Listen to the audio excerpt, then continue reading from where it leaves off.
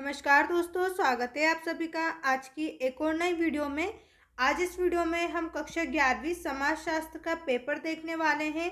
इस वीडियो के माध्यम से हम समाजशास्त्र पेपर के ऑब्जेक्टिव को भी देखेंगे।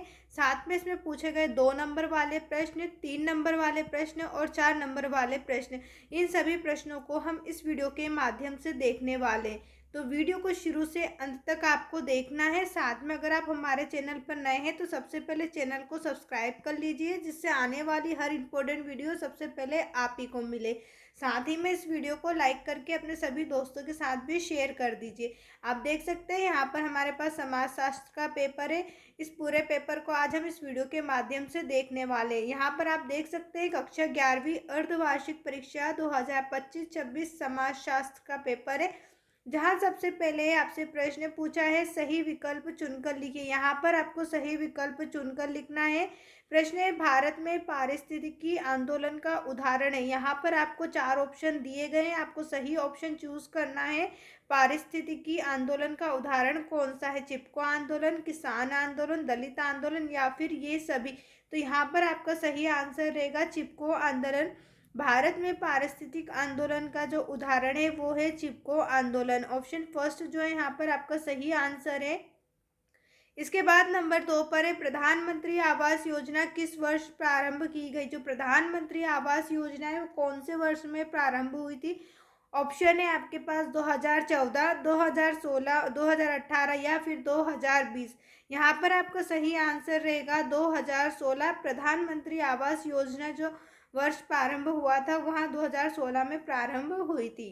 इसके बाद नंबर 3 पर आपसे प्रश्न पूछा है औद्योगिकरण से लाभ होता है। यहाँ पर आपको बताना है औद्योगिकरण से क्या लाभ होता है।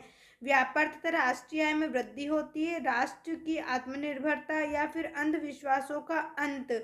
उक्त सभी लाभ। यहाँ पर आपको बताना है औद्योगिकरण से कौन सा लाभ होता है। तो यहाँ आपका आंसर रहेगा उक्त सभी। औद्योगिकरण से हमें व्यापार का, राष्ट्रीय आय में वृद्धि होती है, राष्ट्र भी आत्मनिर्भर बनता है, साथ में अंधविश्वासों का भी अंत होता है। तो यहाँ आपका सही आंसर रहेगा उक्त सभी।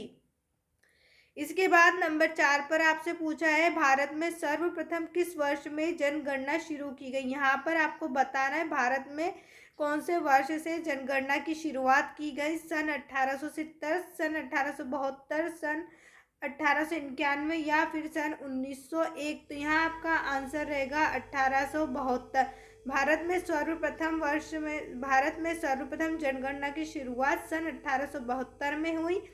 इसके बाद नंबर 5 पर प्रश्न है निम्न में से कौन प्राथमिक सामाजिकरण का अभिकरण है? यहाँ पर आपको बताना है इन चारों ऑप्शन में से प्राथमिक सामाजिकरण का अभिकरण कौन है। तो यहाँ आपका सही आंसर रहेगा परिवार। ऑप्शन द जो है आपका राइट आंसर है परिवार। इसके बाद नंबर 6 पर आपसे पूछा है द सोशियोलॉजिकल इमेजिनेशन पुस्तक के लेखक है। यहाँ आपको बताना है द सोशियोलॉजिकल इमेजिनेशन पुस्तक के लेखक कौन है। M.N. श्रीनिवास, योगेंद्र सिंह, टॉम बॉटोमर या फिर सी राइट मिल्स। तो यहाँ आपका आंसर रहेगा C Wright Mills. The sociology imagination पुस्तक के लेखक है सी राइट मिल्स।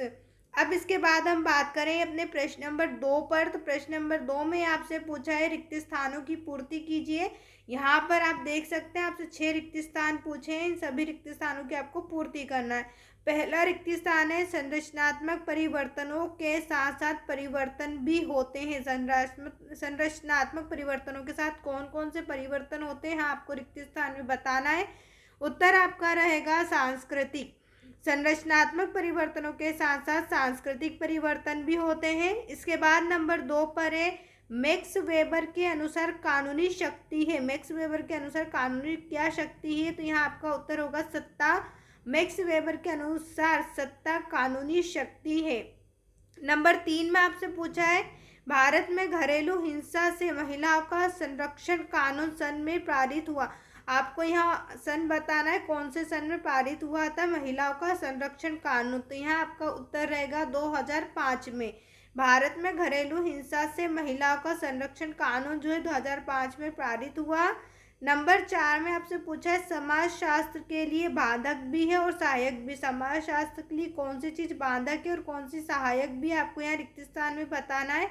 उत्तर है आपका सहज ज्ञान या तुलनात्मक अध्ययन। यहाँ आप लिख सकते हैं, या तो सहज ज्ञान आप लिख सकते हैं या फिर तुलनात्मक अध्ययन आप यहाँ लिख सकते हैं।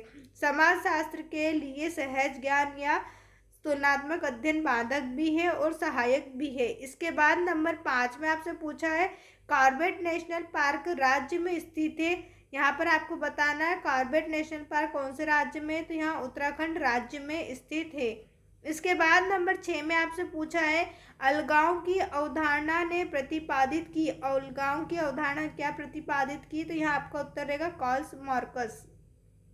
अलगाव की अवधारणा कार्ल मार्क्स ने प्रतिपादित की। इसी के बाद हम देखेंगे प्रश्न नंबर 3। यहाँ पर आपसे सत्य असत्य लिखिए।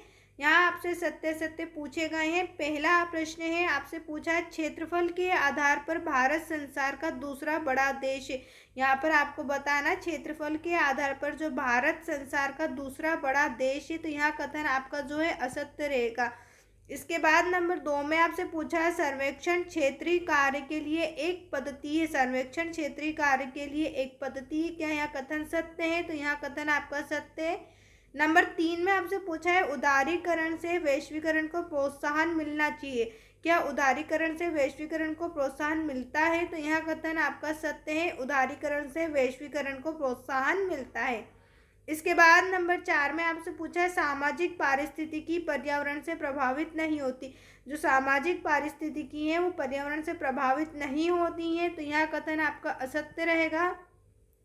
इसके बाद नंबर 5 में प्रश्न है। नंबर 5 का प्रश्न करने से पहले दोस्तों, अगर अभी तक आपने हमारे चैनल को सब्सक्राइब नहीं किया है तो सबसे पहले चैनल को सब्सक्राइब कर लीजिए, ताकि ऐसे इंपॉर्टेंट क्वेश्चंस जो हैं आप सभी को मिलते रहें। साथ में जो इंपॉर्टेंट वीडियो होती हैं एमपी बोर्ड से रिलेटेड जो भी न्यूज़ होती हैं, आपके एग्ज़ाम कब होने, रिजल्ट कब आने, या फिर लैपटॉप वितरण या फिर स्कॉलरशिप, जितनी भी न्यूज़ होती है वो सभी न्यूज़ आपको इस चैनल पे मिलने वाली है।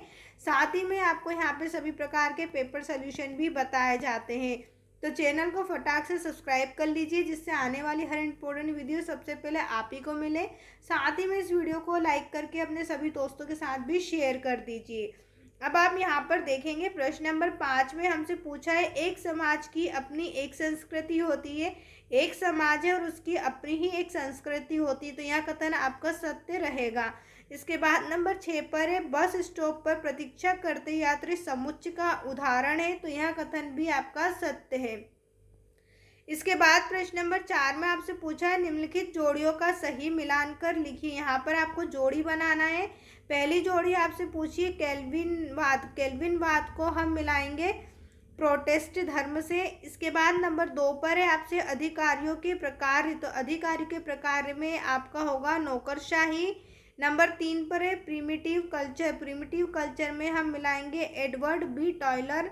नंबर 4 है द गोल्डन बॉफ। द गोल्डन बॉफ में हम मिलाएंगे जेम्स फ्रेंजर को। नंबर 5 है परंपरागत समाज। परंपरागत समाज में हमारा होगा ग्रामीण समुदाय।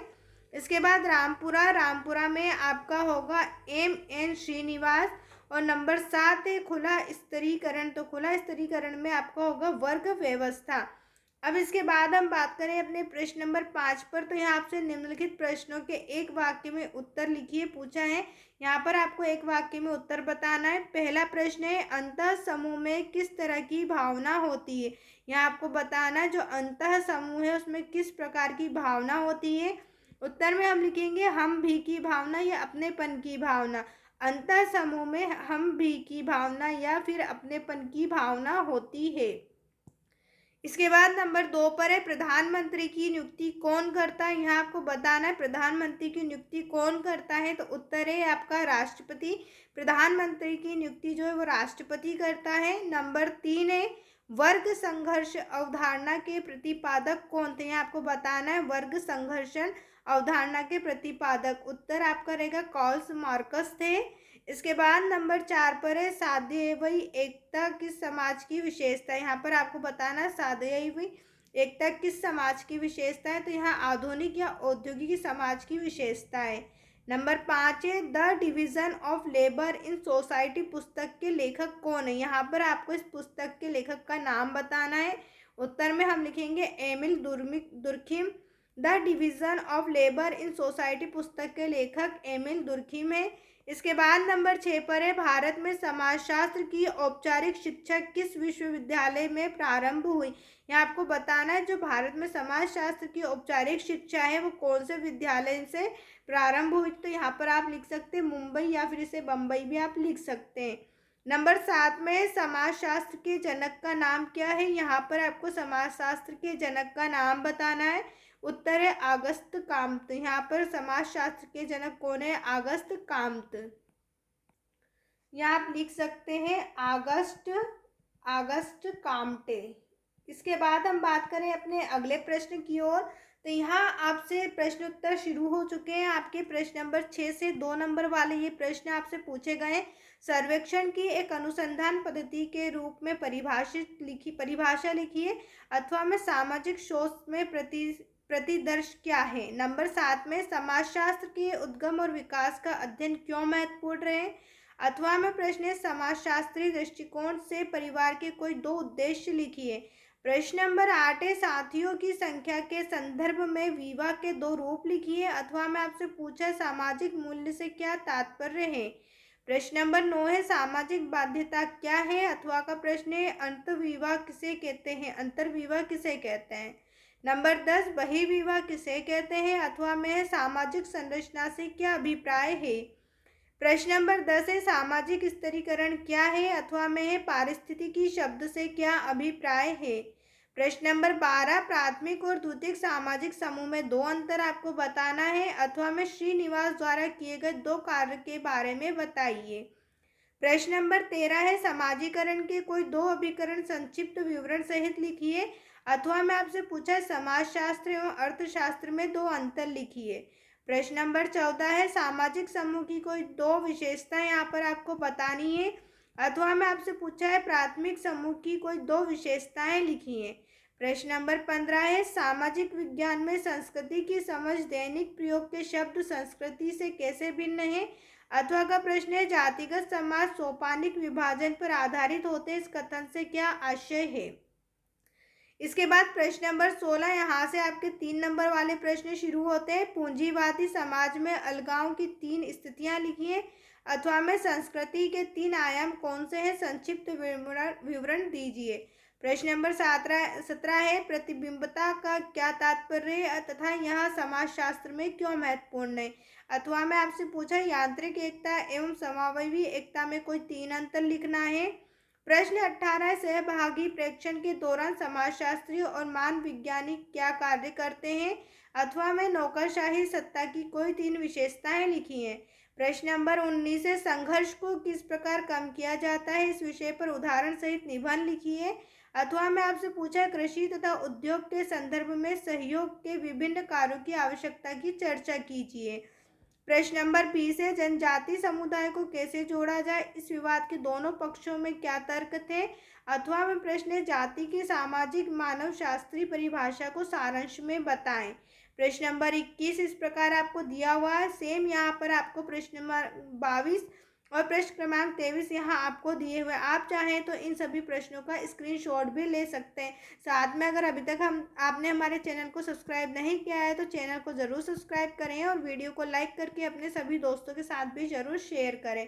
वीडियो देखने के लिए आप सभी का धन्यवाद।